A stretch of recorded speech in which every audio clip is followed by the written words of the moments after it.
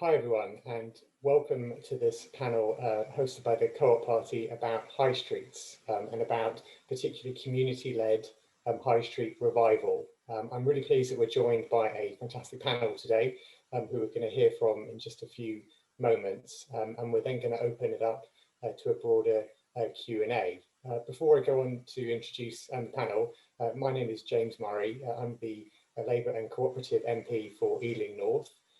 I used to be the Deputy Mayor for Housing, working with Sadiq Khan at City Hall in London. And although my focus there was housing, clearly housing as part of communities, the focus on jobs and high streets and the kind of vibrancy of local communities was always vital. I think this conversation about high streets is one which has been playing out over the last few years. People recognise that high streets have been under severe challenges and pressures as a result of online shopping and various other things that have come into our lives in recent years. But the COVID outbreak, as with so many aspects of our life, has really exposed those problems that already existed and accelerated them and made responding to them even more urgent. We're seeing so many shops now facing not being able to stay open, not being able to continue through the pandemic and facing a very dark future indeed. And so from my point of view, the government must be doing more, but we also want to make sure that local communities can play a role as well, supported by the government to keep high streets alive and to keep them thriving. To look at other uses for shops, if shops are currently empty, whether that's for startups, whether that's for other social enterprises, and ways that the local community can do what they want, which is to make their high streets places that they can go and meet their neighbours in a COVID secure manner, of course, at the moment, but make sure that we continue to have high streets thriving throughout the pandemic and beyond. So I'll move on to our panellists now. We've got a great range of panellists. Firstly, we're going to be hearing from Chris Clark, who's a policy researcher and one of the authors of Hope Not Hate's Towns report, which is seeking to identify policies and strategies that will work in different places to create more inclusive narratives. We're then going to go on to Hazel Tilley, who's the co-founder of Granby for Streets Community Land Trust. And I think I actually visited that CLT when I was at Labour Party conference in Liverpool a few years ago. It's just, yes, they're nodding, I got it right. So I remember seeing the great work that you did there. So I'll be really interested to hear about your contribution to the panel today. We've then got Colin Smythe, MSP for South Scotland, who I understand is an active member of the Mid-Steeple Quarter in Dumfries. So we'll be really interested to hear from you, Colin, about the Mid-Steeple Quarter project, where the communities come together to create a community benefit company and see how that's been working to take over shuttle shops in your local community. So let's start by going to Chris. Chris, we've got 5 to 7 minutes, and then we'll go on to the other speakers after you. Great.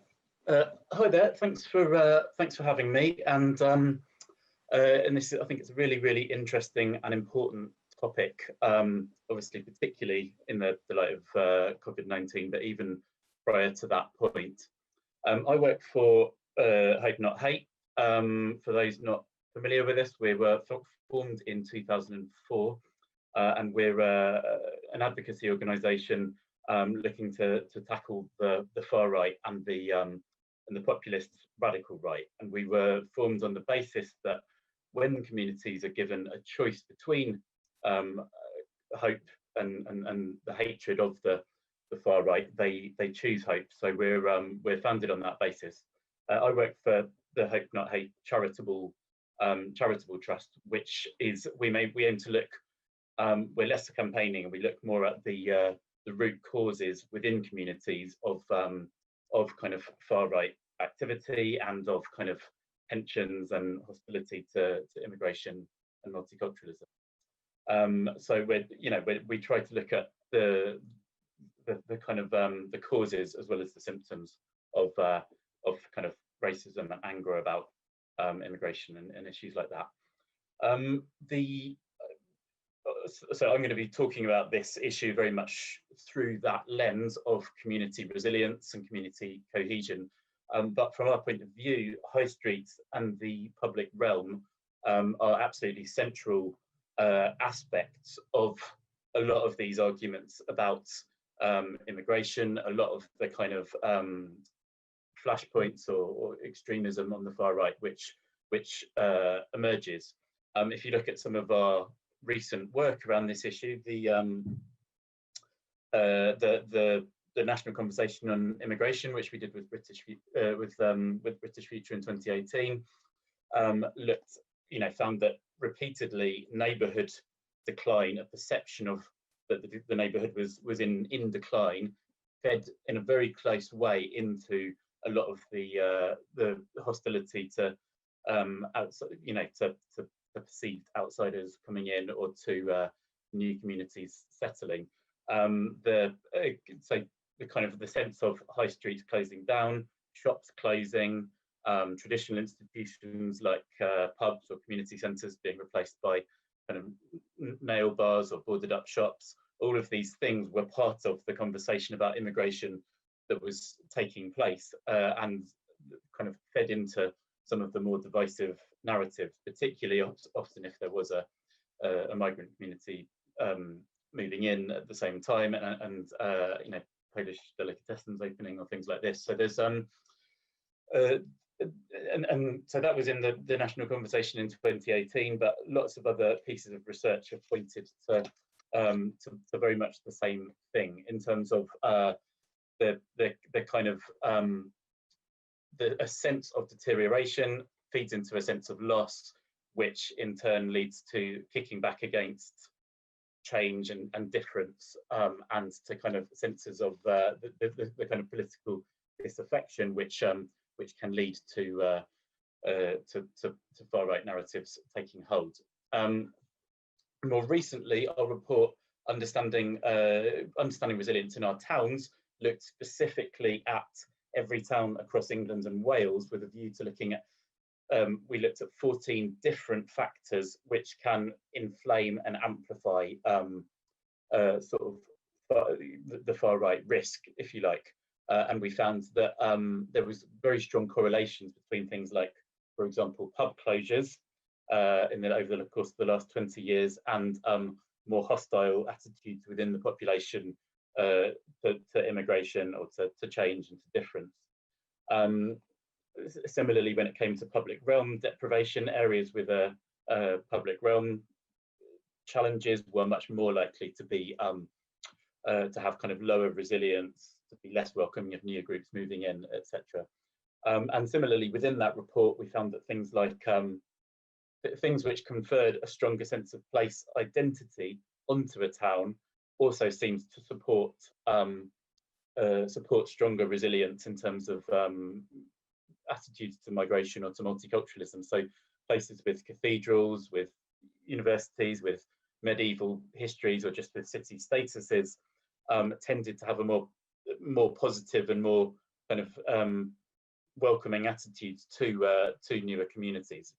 So we see high streets as acting very much in the same way as a really important part of this, something that gives an area a strong sense of itself, a sense that it's a centre of gravity that people want to come to and are coming to because they want to be there, and is absolutely integral to this issue.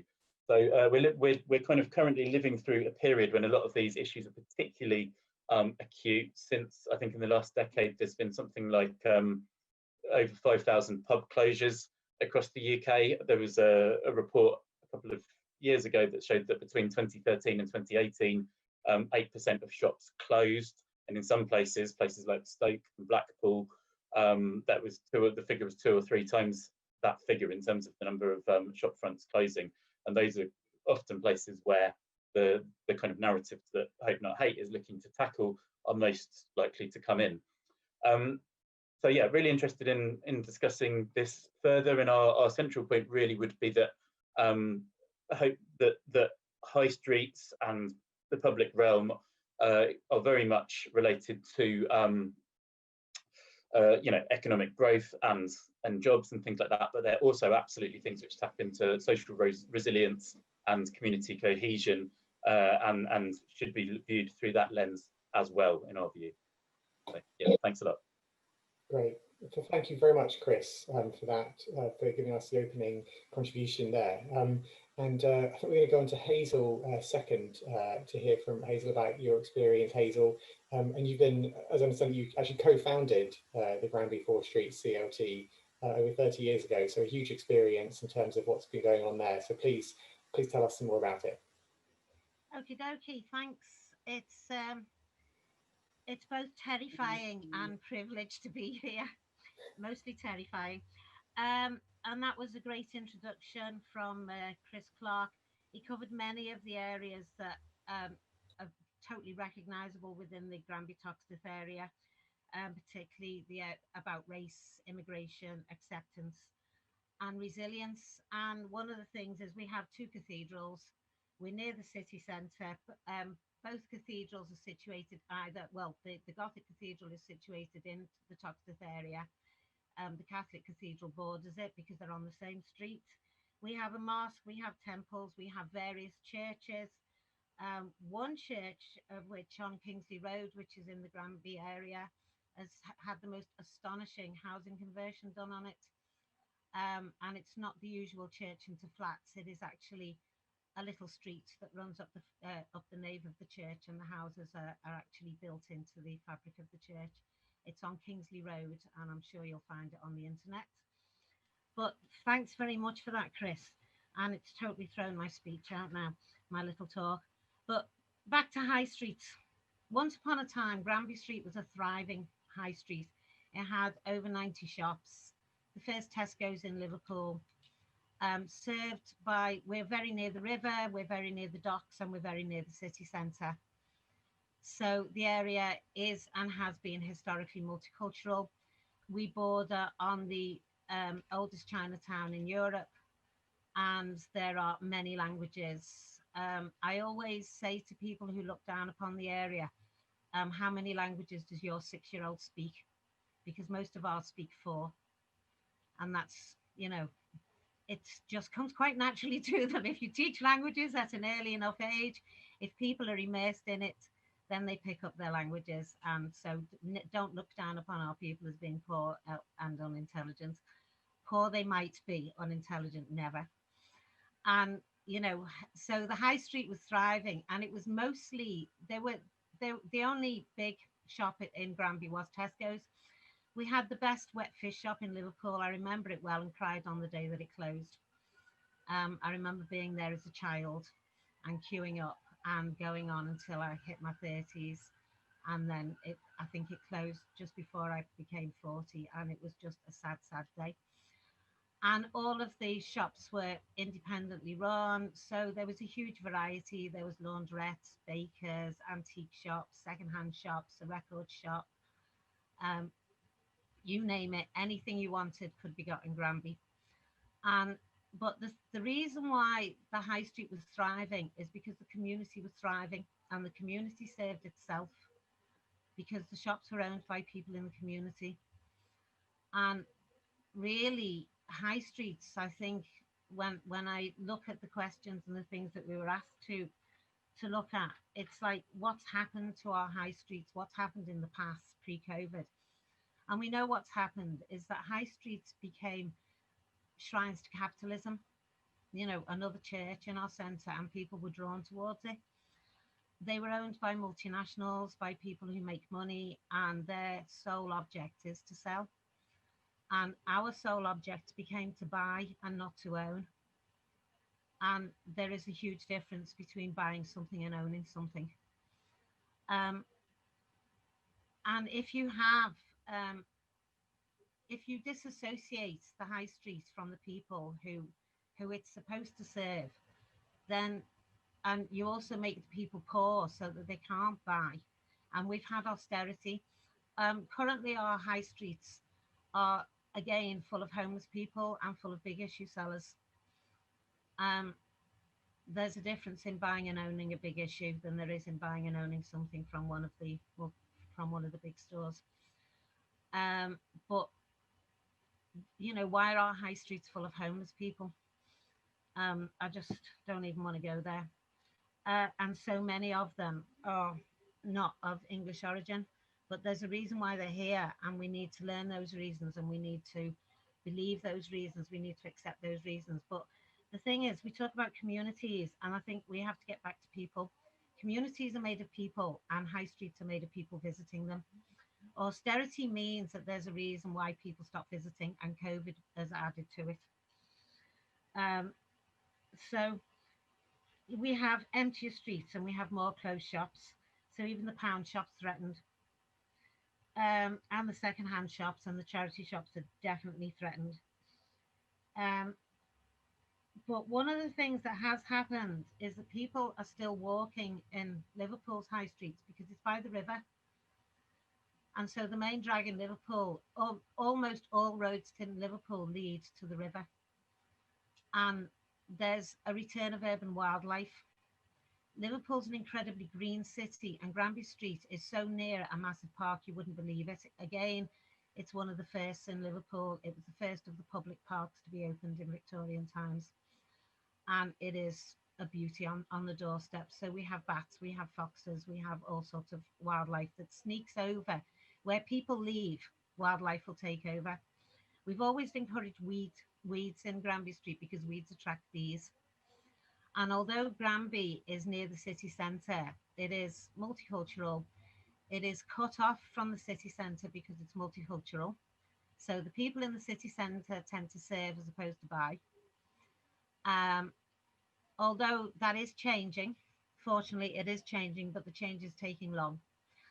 Um, but so that I think that there's a recognition as urban nature begins to take over, where traffic and people, where footfall is less, footfall becomes more important because it becomes the individual's foot and the individual what they see. So you have a less density of people, and I think this is where the high street and localism comes in, because people live in places and they need to live near the places that serve them. And I'm a huge believer in Schumacher. This is showing my age. And small is beautiful, and localism, and how people serve themselves and how people own where their feet tread. And I think one of the reasons that high streets have become deserted is that the individuals no longer own them.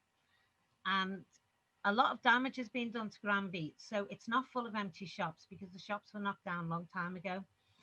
Another demise of Granby High Street is, and continues to be, racism and de-investment. And if there's a long-term history to that, the Scarman report outlined how welcoming Granby was to everybody, which again reflects on the things that Chris says, but how intolerant the rest of Liverpool was to the Toxteth area. And with the housing, so central government also de-invest because they started the Pathways project, which might have worked for London, but it was so London centric, and it destroyed loads of towns, loads of areas, loads of city centres, because demolition was in, it made money, and the construction companies got a handhold. And none of those things, again, think about people. I also think architects are really important, because not only do our architects create and fill space, but they also look at what's there. A good architect doesn't remake the wheel. They don't recreate. They look at what exists and they build around that. And if you look at what exists and you're building onto it, or you're building around what already exists, then you can create a high street that fulfills a lot of needs. Shops don't exist without people, and people need shops, but they also need other things. I'd like to see a high street with an integrated allotment, because we're building flats above shops and we're building higher, but we're not making space for people. If there's an empty shop, you can do something with that shop. You could turn it into a giant greenhouse, which is what we did in Granby. And as you said, James, you came during the Labour Party conference and you had a look at our winter garden, and it's just the most amazing thing. It's a space that couldn't be renovated for people to live in, but but through the broken rafts and the pigeon poo and the trees grow, and the weeds and the trees growing through the floors, a shaft of sunlight came, and we thought, put a glass roof on it. And we were with architects when we had a look at those two empty houses. And again, it's the importance of architects and the human touch, because architects have the expertise to help build around ideas, and it's people that have ideas. And I don't think anything happens without looking and listening. You know, the future of the high street could be incredibly different than we see today. It should be about um, tram lines, or you know, it should be about it should be about a low emission thing. It should be about people living and working near to the place that they work.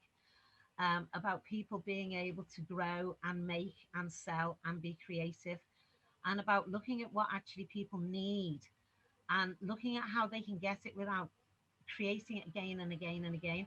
I mean, honestly, how many sofas or kitchen refits do people need? And what happens to the stuff that they chuck out? So we do need to look more proactively at um, upcycling shops and recycling shops and mending shops, workshops where people take things and they learn how to fix it and they can teach someone else. All of those ideas are out there, but they're not yet encapsulated into mainstream thinking and into main high streets. And really, Granby was started 30 years ago with people trying to save homes and save a high street that existed. And it didn't succeed. It didn't succeed on many levels, but it did save something. And what it saved was a sense of place and a sense of individual ownership. And to me, that's just what everything is about. Um, that's what the future is about. I'm old now. I've done 30 years of this and I don't want to ever stop, but I do want a real injection of youth and enthusiasm and new ideas, because the old ideas no longer work. And, you know, we have to look towards the youth within our immigration population, within our non-white born population. We have to look at the ideas that exist around religions, because that impacts upon culture and culture impacts upon society. You know, we bring one of the things that Granby is being known for now is its artistic and creative things. And we also need to look at market cultures and making them beautiful. We need to look at planting. And I'm quite serious about changing shops into greenhouses and empty spaces into allotments. I think I've said enough. Thank you very much. Thank you. Well, thank you so much, Hazel. And I'm And sure I I'm, didn't I'm even look at what I'd written. Thank you that so much. was great. That was so good. And Well, Chris sparked me. So there you go, Chris. Thank you so excellent. much. Well, thank you, Hazel. And I'm sure I'm not alone in being really grateful for your time explaining all that you've been through. I think particularly what you said, about architects sort of responding to what's there to create the place, and working with Yeah. people is so important. And it's something which certainly in my old job, I think sometimes even with the best of intentions got forgotten, in that people wanted to create something new and have a blank canvas and sweep aside and all that kind of thing. And actually, it's such an important lesson to say you create a much better place if you look at what's there already and work with people and with communities and reuse and make sure people are involved. So thank you for really inspiring. Really appreciate It's your time, Hazel. Thank you. It's about poverty as well, because people are poor by degree. And how you fix that is by making, I can't fix people's wages um, or their incomes. It's not something that I'm fighting for, but I'm fighting to see how we can live on less, how we can live a dignified, respectful, and really nice life on less. And we live less. We do that by investing, that those who have money invest in public services, but we also do it by providing people a nice life experience. Why should city dwellers, and especially those in multiracial areas or in areas that have over the years been de-invested in, why should people step out of their doors to see fly tipping and streets full of rubbish and neglected? So that the best thing you can do is shut your front door, and Yeah. stay firmly inside your house. But people, if you're wealthy, you open your door to green spaces because that's called your garden. you know. And so Yeah, turn no, the streets. absolutely. One of the very first things we did was turn our streets into a garden. We took ownership of them and we gemmed up flagstones and planted stuff Hmm. Yeah. because the council didn't care. Nobody appeared to care about us. There was no money going in, and the only value we had was by knocking down and starting again. And it just seemed to me to be so savage and thoughtless. And yeah, I have a huge passion for it. And we started off by cleaning the streets and putting some peas in. Yeah, and So we did there's a lot of food people and across the beauty country in could one. learn. There's a lot of people across the country could learn from that experience, Hazel. So thank you again. Thank you. Um, I think we're now going to go on to Colin, Colin Smythe, MSP. Over to you, Colin. Thank you very much, James. I hope everyone can hear me, and a good afternoon. It's a real privilege to be here. As James says earlier, I have the privilege of being the member of the Scottish Parliament for the south of Scotland, which, amongst other many stunning villages and towns, covers the village of New Lanark. But this afternoon, I've been asked to say a few words about my hometown, where I've lived all my life, the town of Dumfries, and in particular, our town centre and the work of the Mid-Steeple Quarter. And although I'm a member of the Mid-Steeple Quarter Community Benefit Company, I want to stress that I take absolutely no credit at all for all the amazing work they've been doing over the last couple of years in Dumfries, other than to give them support as a local resident, as a local MSP, and previously as the local councillor for the ward that covers Dumfries Town Centre. So for those who don't know the town of Dumfries, here is a high street, or rather, what a high street looks like today. Dumfries is in southwest Scotland. It's about 30 miles north of Carlisle. It was a market town with a population of just over 30,000. And like many towns of that size, it's been hit by the impact of internet shopping, the out-of-town developments that we see all over the place, including those big 24-hour supermarkets, and also improved transport links that allows people to connect to Carlisle really quickly, 30 minutes to get to the centre of Carlisle from Dumfries and 90 minutes to get to the centre of Glasgow or Edinburgh. And as a result of all that, it means that our high street looks very much like this, a very familiar sight in many high streets right across the UK at the moment. And someone recently described Dumfries High Street to me as somewhere you used to go to have a look at the shops and maybe have a coffee, whereas now it's somewhere you go for a coffee and you might possibly have a look at the shops. Well, there's been various attempts over the years to try to breathe new light into the town centre, usually led by the council, I have to say, who have done some good investments, such as grants to improve our shop fronts and also public realm improvements. And there's a little example of that here, which is an entertainment area in the front of the Mid-Steeple Clock Tower, right in the heart of Dumfries High Street. And that allows sort of dodgy politicians to turn up on a Saturday morning to stand on their soapbox and talk about the town centre regeneration. Now, all those developments are well-meaning improvements, but against that big tide of changing shopping habits, it became really clear that new out-of-the-box thinking was needed. We couldn't leave what was happening in our town centre to the market. So a couple of years ago, a group of creative people from the Stove Artists Network in the town came together to ask the community what they thought needed to be done to revive their high street. So I want to show everyone a short video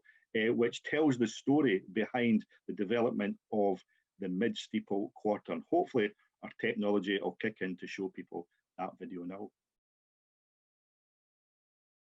Dumfries is a market town with no market, like a coal town that has lost its pit. We wanted a thriving town centre, but like many high streets up and down the country, Dumfries has seen shops close down and buildings become empty. Despite attempts, nothing seems to work to reverse the decline. With empty buildings, the perception of decline in the economic prospects of the town is revealed. The locals knew something had to be done, so we asked, how can we tackle the problem? A group of creative people at the Stove Network asked their own questions and knew a diverse answer was required. A conversation with local people to shape an answer together as a community. A variety of public events and festivals, discussion sessions and writing groups. Each time an event was held, the results were brought back to the community through social media, a display at the Stove Cafe and coverage in the local newspapers and radio, Keeping the communication going was key. A simple question: what do you think of Dumfries High Street? Bleak, empty, forgotten, boring, wasted, lost, a ghost town? But what if we could breathe new life into Dumfries Town Centre? Let's reimagine, reclaim, revitalise. Only 2 long-term residents live in the High Street. The town centre is a ghost town after the shops close for the evening. So one idea had agreement across all the community interest groups to bring people back to live in the town centre. 200 people signed up to the Dumfries Pledge, and a Duntown army was recruited to raise awareness and to carry out clean-up events. A new community organisation took form on the principle of community ownership. We could use the community empowerment policies of the Scottish Government to buy back our High Street. The High Street might not be a Highland estate or an island, but it is owned by absentee landlords too. And so the Mid-Steeple Quarter Community Benefit Society was launched. Now 400 plus members strong, each owning an equal share in the project, and a board elected on their behalf. The council asset transfer of an empty building on the High Street, the Oven, was established as a community venue for consultation events, community, group, pop-up shops and exhibitions. Redevelopment proposals for the Oven were drawn up, funding was secured. A prototype to show what can be achieved with a community-managed building. A new building to contain enterprise activity, co-working, workshop and business space for start-ups, self-contained affordable apartments for rent and an artist residency studio. A master plan for the whole quarter was prepared to envisage a mixture of reuse, redevelopment and new build to create a vibrant, housing-based and commercially active quarter. A sustainable new community, 8 buildings containing shop units on the High Street were identified and targeted for acquisition. Negotiations began. The local community are taking back control of their neglected High Street, reimagining it as a contemporary living, working, socialising, learning and enterprising quarter. A new beating heart that will be a catalyst to grow a new thriving and resilient town.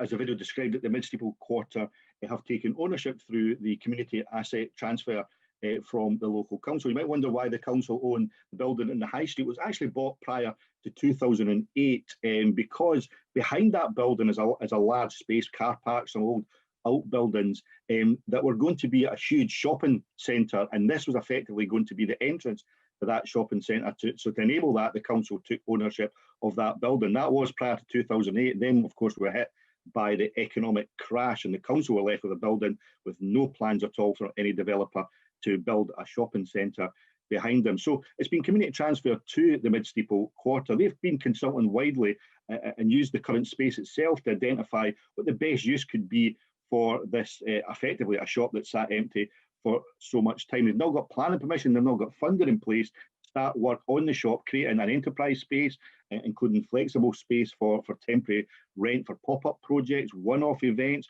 long-term units for hire, a retail unit, and a co-working space and artist residency as part of that whole development. Lots of exciting plans, but by listening to local people, one of the things and the clear messages was the need to get more people living back in Dumfries town centre. There are only 2 people that live on the High Street in Dumfries. So behind that shop, they've got plans not only to develop the shop itself, but to create 6 new 2-bedroom flats on the upper floors, congregating, and this is an important point Hazel made, congregating around a green space area for the community who live within the town centre itself. And those flats will be available at affordable mid-market rents owned by the Mid-Steeple Quarter Community Benefit Society. And just hot off the press, the group have been able to buy 2 further shops just along from that in the High Street, and they're currently working on plans to develop those in the same sort of way. Can we get more housing in there? Can we get units that are actually designed and meet the needs of businesses in the local area, rather than simply sitting empty waiting for a national chain retailer to possibly come along, or in the current climate probably not come along at all. But I'm going to leave my presentation at that, James. I probably ran way over my time, and I probably haven't even scratched the surface of the work of the Mid-Steeple Quarter. And in particular, I don't think I've given credit to the sheer depth of community involvement behind the plans that the group have been working on in Dumfries High Street. So that's the website for the group. Please take a chance to have a look at the website. You'll get a better feel for the work that they're doing. What I have to say is inspirational work of Dumfries Mid-Steeple Quarter, who are quite literally buying back their High Street. Fantastic. Well, thanks very much, Colin. And again, I think, that was something where the lessons which you've run through there could be applied right across the country. And I'm sure lots of people will be looking at that website and maybe contacting you for tips after the session. So thank you very much for running us through that. Now, we have some questions, and I'm being WhatsApped the questions. So I'm having my device in my hand to ask that. So if I look down at that, that's why I'm trying to do that. If I can do this smoothly without interruption, going between Zoom and WhatsApp. There were some questions. I think the idea is I just read these questions out. If that's wrong, then I think Hannah, or the organizer, will tell me that I got it wrong. But I will just read them out so that we've got some questions. So the first question is from someone who's studied community at PhD level and developed the first Sure Start program in Kent. And their question is around how do we develop and strengthen community when we have powerful multinationals and a huge drive for online shopping? How can we change this direction of travel? Would anyone like to come in on that? And don't feel that all three of you have to come on every single one, because we've got a few other questions. If you want to come in and just wave, like physically wave, and then I'll put it over to you. But if you want to save your fire for the next question, that's fine too. Hazel, come on in. I just think that communities, they're not, communities aren't built, they're not planned, they're made by circumstance and by experience. And but they're always made up of individuals. And it's absolutely right that a sense of place will also invest in younger people, because when I think of the sort of degradation and the squalor on the streets that young people had to walk through, the children walked through on the way to school, and were still walking through when they hit teenage years. And it's back to what Chris says about hope, not hate. If people live in an area that is neglected, that is dirty, that where the street lights aren't fixed, where and as the years progressed, where the bin men thought nobody lived, you're not investing in anybody. And it has to be a, finance, because we live within a capitalist society. An injection of finance, Sure Start was stopped during us, or it was cut down considerably during austerity because it costs money to run. And so there must be a financial investment into people and into young people. And a common goal will bring a community together that provides you coherence. And it's back to cooperation, isn't it? So it's not just people within a community or within a defined area that need to cooperate. People need to cooperate with them. They need to cooperate with the council. And that's the whole thing, is that nothing is done on its own. Nothing, everything is, it might be started by one person, but it takes an awful lot of people to join in to make something happen. Absolutely. Well, thanks very much, Hazel. Thank you. We've got quite a few questions, so I might just go on to the next one and maybe see, particularly if Colin or Chris want to come in on the second one, which is quite an interesting point, because Nicola has asked, should we make it more difficult for certain businesses to close, like banks or post offices, and would it make a difference if we did? Now, that's quite an interesting one, because we quite often hear about banks and post offices, when they close, that takes a big chunk out of the local high street. Should we make it more difficult for them to close? Would that make a difference? I think that's a spot on question by Nicola, and I know Labour Party has been trying to drive that in the House of Commons and having new powers effectively, where the bank is the last in the town or a village. That there has to be far more consultation before we get to the point of seeing closures. So I think there does certainly need to be more powers around post offices, around banks. The reality is we are facing changing times, and when I was a councillor, people used to say to me, what are the council doing about the lack of shops? And I said, well, people are not using those shops anymore. Our shopping habits have changed. People are happy to go to the 24-hour supermarket, and retailers, big national chains, are just not coming into Dumfries High Street anymore. Our retail footprint is exactly the same. We need to think more out of the box. What are new ways to get people into our town centre? So enabling the community to take back ownership of some of those properties that, for being honest, some of the big companies that own those properties don't actually want them anymore. They were bought at a time that they thought they were an investment, they were good for a potential pension fund. I remember phoning one company to complain about the trees basically growing out of the windows of one of the properties in the high street, and it took them 20 to 25 minutes before they stopped denying they even owned a building in Dumfries town centre. So we need to give the powers to people who live in the communities, who want to really put the effort into turning those buildings around it. And that's why I think community ownership is hugely important, to really give new ideas and new blood into our town centres. Great. Thanks, Colin. Chris, do you want to come in? Yeah, just a small point really to add to both what Hazel said to the last question and what Colin said to that question. That I think policies which kind of are compelling certain sort of businesses to stay potentially do have a role, but as Colin said, there are big changes happening in terms of online shopping, things like this, and the driving goal is to get people going to town centres and mixing and sharing experiences and meeting each other in non-COVID times, obviously.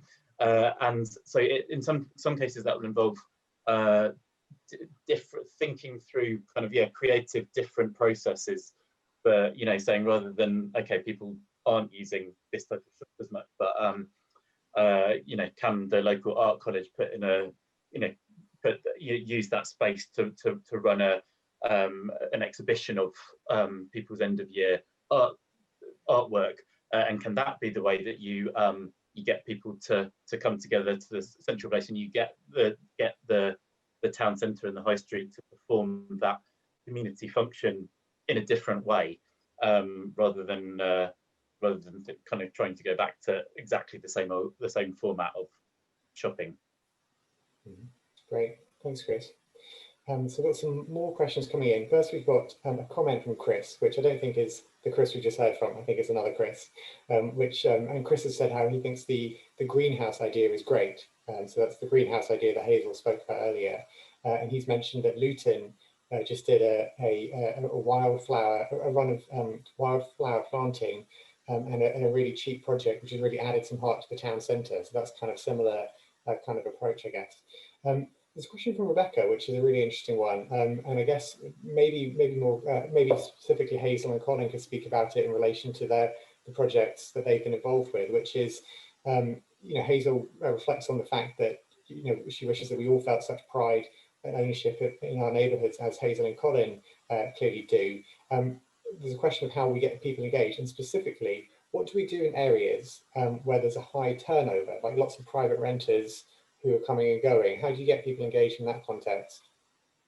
It all depends why there's a high turnover.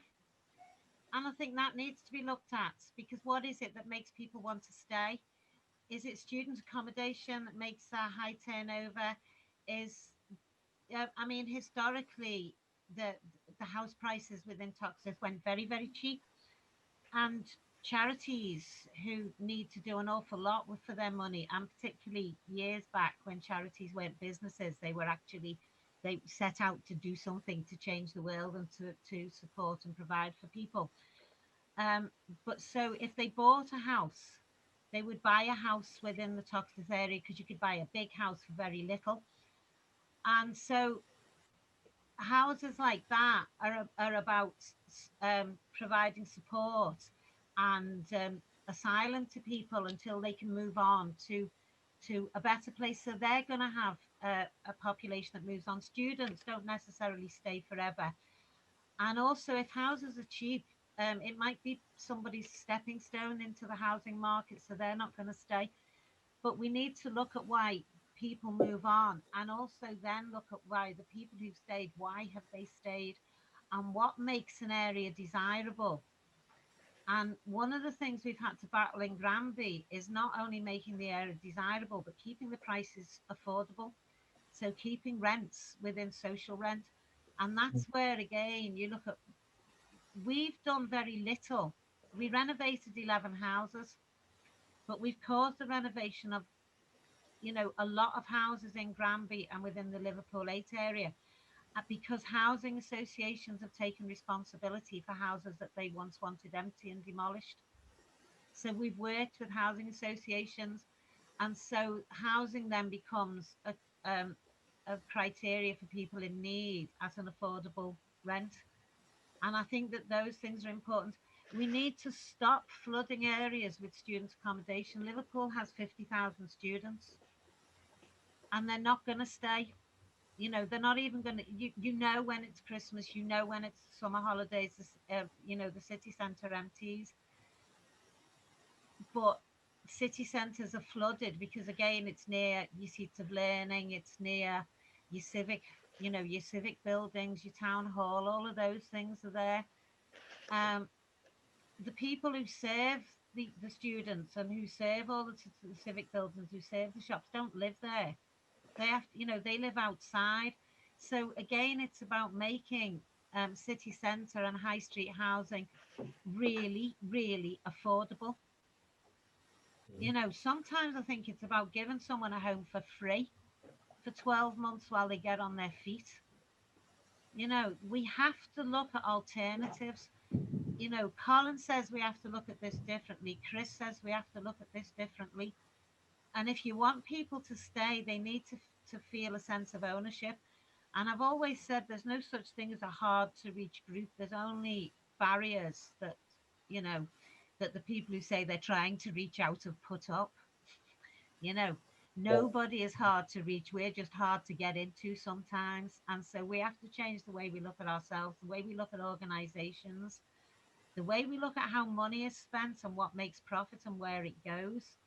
All of those things need to be looked at, you know. And I think a student, I think sometimes the fact that people don't stay is also a positive.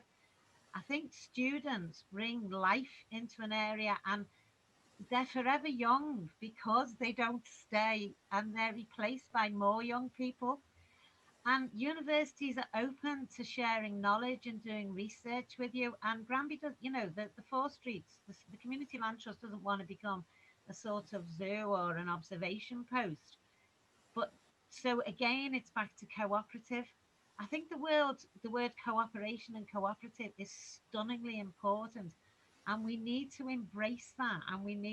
And people will stay if there's a reason to stay. They might move from one accommodation to another one, and in that case, you need to make different accommodations available, and you need a mixed economy of housing. Yeah, well, thank you. Thank Thanks you. very much, Hazel. So I've got a question actually about quite an interesting one about competition regulation, but actually I might just jump down and ask one from Nicola to Colin in particular, because I think it's just important one to ask for people's information. It's a question about whether you think that setting up Mid-Steeple Quarter as a community benefit society, as opposed to any other corporate form, was helpful. I guess that'd be just interesting practically to understand why did you take the decision to go for the community benefit society? I mean, there were a number of options that the group looked at.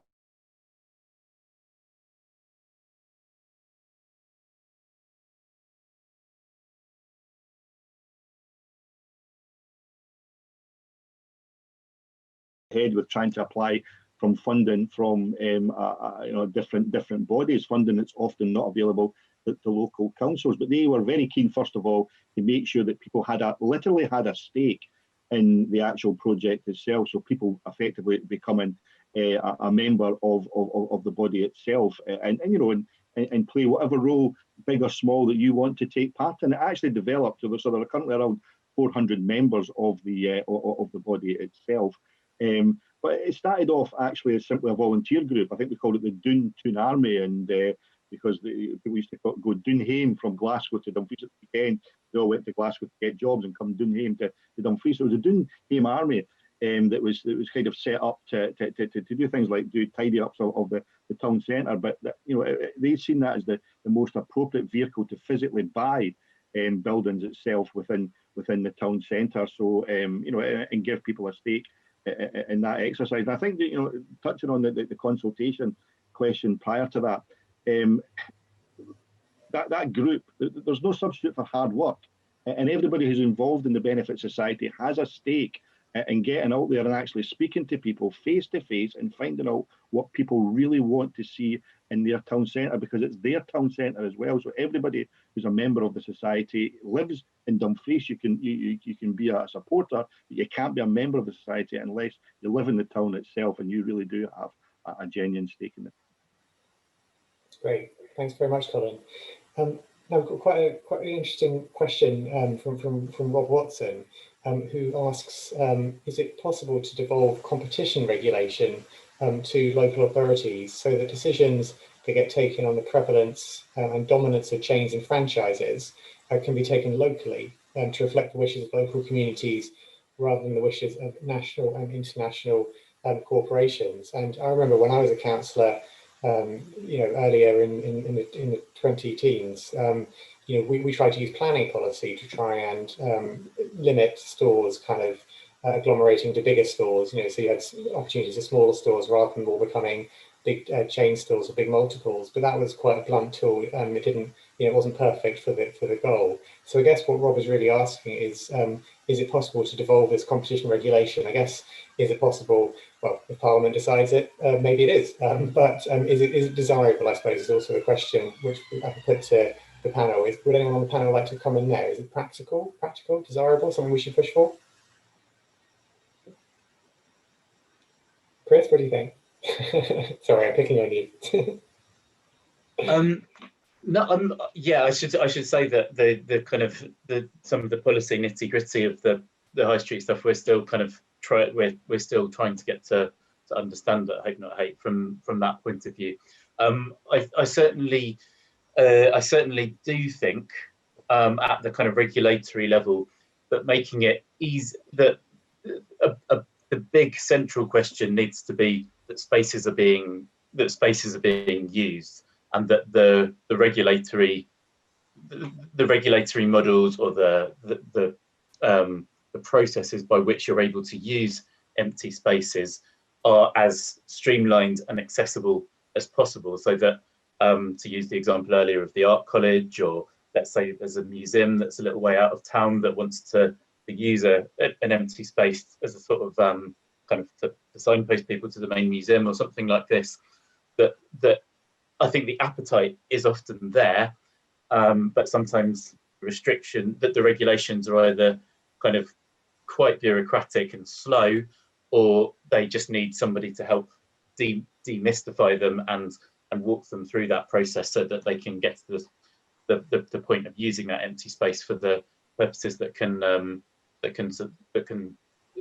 support it. So sorry, that's probably not the kind of absolute on the nose policy answer to that question, but I think generally speaking, everything that makes it as easy as possible for different community organisations to access and use empty space while it's empty is one of the central driving issues with this. Great, thank you. Now, conscious of time, we've got, I think we're running until 2 o'clock, so we've maybe got time just for one or two more questions. There's a few more questions been sent through. There's a really interesting one from Misty that I'd like to get in to make sure we have a chance just for people to come back on, because it's very relevant to like what we're going through at the moment, which is, with a lot more people working from home and spending more time at home at the moment, does that mean that we should be concentrating on local convenience stores, shops on estates, and so on, rather than high streets? Because will people want to congregate in town centres, or might their patterns change a bit? Interesting question. Sometimes hard to know now how things will be in a year's time, but I wonder if anyone on the panel has any thoughts about what they've seen happening. Hazel, would you like to comment on that? Yeah. Not everyone can work from home, but the general trend is if you can work from home, you should. And this gives some people a lot more options. And it also gives a real reason for developing local communities and local high streets, and not looking at town or city centres, but looking at areas. And that leads itself naturally then to people walking to places. And it's back to what I said before. It's back to, smaller and local being better. So local facilities for local people. But that will also fulfill the needs, not only of those people who work from home and use a lot of internet and stuff like that, but there are areas that don't have internet, and there are people who don't work, but actually become invisible both on the streets and within a network. That's older people, people who can't, who find it difficult. They probably have a mobile phone, but they're not necessarily linked up to a network all the time or on the internet at home. So there's a lot of issues that need resolving about that. But there's an awful lot of people who can't work from home, and they tend to be in the low paid jobs. And again, it's in the service industry, and particularly in the care industry. I think I'm the only person sitting here today who's not being paid, on any level, until I actually go to my paid job. So, and because I work part time, because I give a lot of time to other things on a voluntary level. And I also work for the NHS, so I work for a service industry. I don't necessarily have the luxury of working from home.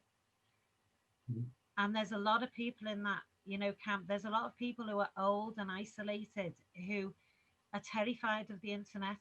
They're getting fewer and fewer, but they're still there. There's a lot of people who will be using the internet in their home language, in their native language, and not necessarily using,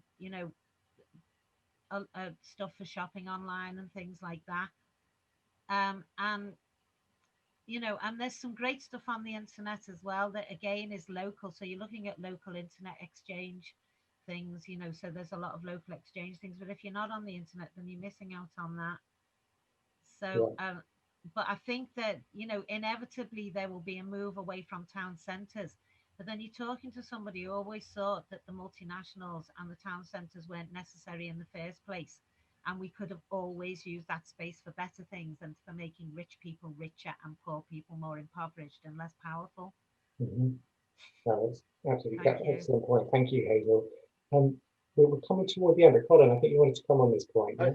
I do just really to say, I think the pandemic has maybe not created a new issue, it's actually probably accelerated existing issues, which is a decline in retail within our town centre. And we need to think differently. If people want to work from home, our town centre should be more of a home for more people as well. There's too few people live in our town centres, and we need to turn that around. I found there was a real desire in recent months for people to shop local, to support local businesses that were going out of their way to support the local community in tough times with home deliveries.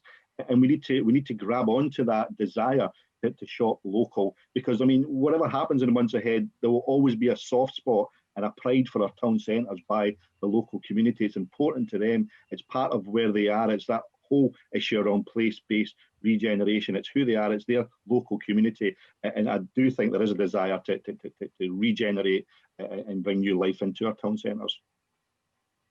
Great. Thanks, Colin. And Chris, do you want to come in to make a final point? Yeah, just to on that question about whether COVID-19 means that the kind of centre of gravities will move to much more localised shops. I do think that is a potential change that's going to happen, and it'll be interesting to see what happens after the pandemic, whenever that may be. But I think town centres also, as Colin alluded to, they're totemic as much as practical. They carry a symbolic value for a town. So I think even if people are going shopping in a more local level as a result of the pandemic, the central high streets town centre question isn't going to go away, because it's so integral to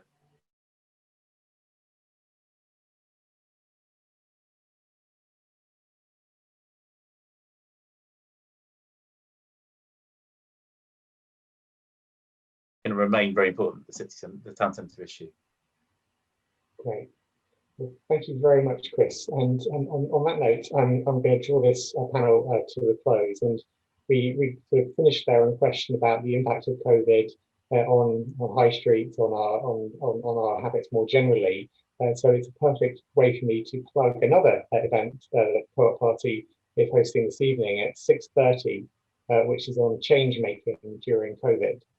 So that's basically looking at kind of community action and organising during this new normal that we're now in. So that'll be a really interesting topic if anyone's free at 6:30 this evening to join that one.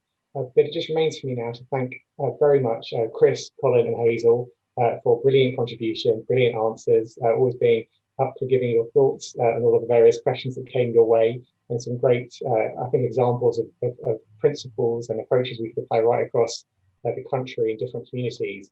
So thank you all very much for your time. Thank you to everyone for contributing questions and for listening today. And thank you to the Co-op for hosting and for inviting me to share, which I've enjoyed very much. Thank you. Have a nice day. Thanks a lot.